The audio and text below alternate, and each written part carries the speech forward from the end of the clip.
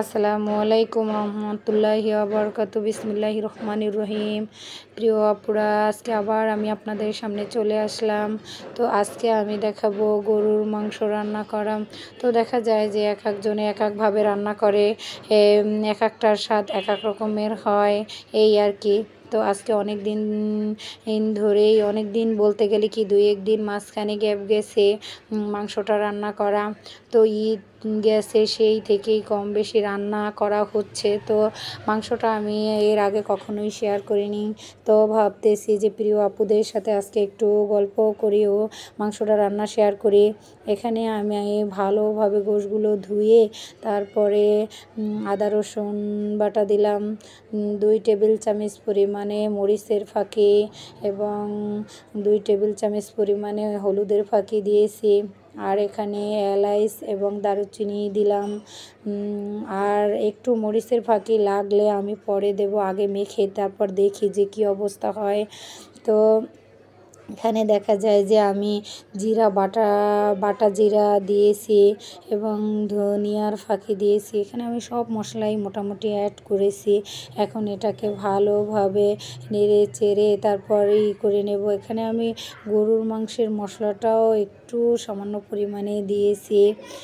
তো দেখা যায় যে সামান্য পরিমাণে কি বলতে যে একটা খুরচুনির মাঝে এখানে আমার হয়তো 2 টেবিল চামচ পরিমাণে হবে।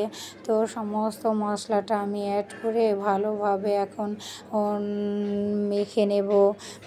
মেখে নিয়ে তারপরে সামান্য পরিমাণে একটু পানি দিয়ে তারপরে এটাকে আমি ভালোভাবে কষিয়ে নেব।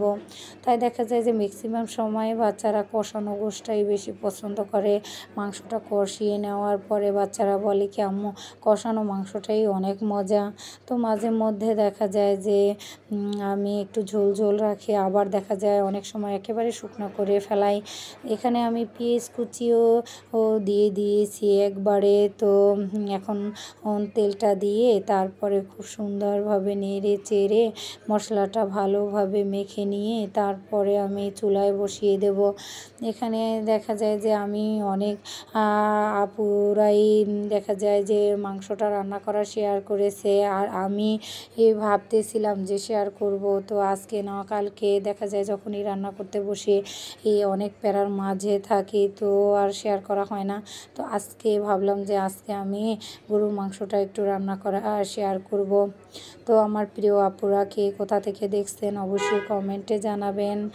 আর আমার এই ভিডিওটা যদি কেউ ফেসবুক পেজ থেকে দেখে থাকেন অবশ্যই একটা ফলো দেবেন, আর যদি কেউ ইউটিউব চ্যানেল থেকে দেখে থাকেন অবশ্যই একটা সাবস্ক্রাইব করবেন। আর কারোর যদি ভালো লেগে থাকে একটা শেয়ার করে দিয়েন।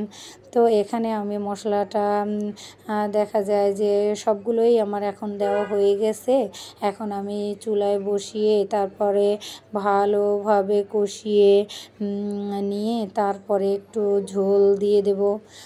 তো এখানে দেখা যায় যে মশলাটা যখন ভালোভাবে কষানো হয়ে গেছে, মানে মাখা হয়ে গেছে, একটু হাত ধোয়ার পানি দিয়ে দিলাম, এই আর কি। তো দেখা যায় যে বাচ্চাদের ক্ষেত্রে গরুর গোশ, মুরগির গোশ কিংবা ডিম এগুলো হলে তাদের আর বেশি কিছুর দরকার হয় না। দেখা যায় যে এই অল্প কিছুতেই তারা অনেক তৃপ্তি সহকারে খেতে পারে। তো আজকে গোশটা আমি যেভাবে রান্না করলাম, দেখা যায় যে আমি প্রায় সময় এভাবেই রান্না করি। আর দেখা যায় যে ম্যাক্সিমাম সময়ই দেখা যায় যে অন্য আরেক টাইপের রান্না করি, সেটাও আমি শেয়ার করব। আল্লাহ হাফেজ।